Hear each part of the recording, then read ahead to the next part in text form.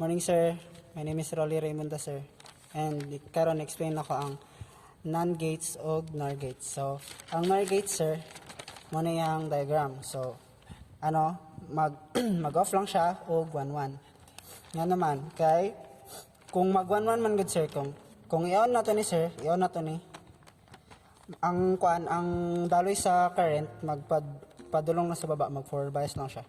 So since naka-series man magdiretso lang siya pababa, mong mag-off siya kay wala may current magdaloy diri sa imong LED. Kung mag 1-0 sir, wala ni magdiretso ang current padulong diri and then mag-reverse bias. So mag-adto gyud siya diri sa pikas na ground, just mag-on ang LED. Nya kung ano po siya sir, kung 0-1 na bali naka-on ni, wala man gyud current diri, so wala gyapon ni. So ang current gyapon magdaloy gyapon siya padulong diri sa LED. So mong mag-on siya. Nya kung naka sir, naka 1-1, so nag-off siya. Kung i-1 1-0 na to nag-on.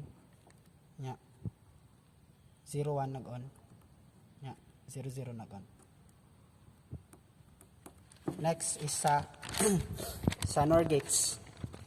Ang NOR gates, muna yung diagram and mag-on lang siya pag 0-0. Nga naman, kung mag 0-0 man, halimbawa wala na current magdaloy diri, kay 0 man mag-off man mo. Ang current magdiri siya sa diri na ground. So mag-on ang atong LED. Unya kung mag 1-0 pud siya, wala ni, nya kani mag-on lang ni siya. So since naka-parallel man ning dalawa, magdaloy ang current padulong diri, mag-ambak siya diri. Padulong siya sa kanina ground.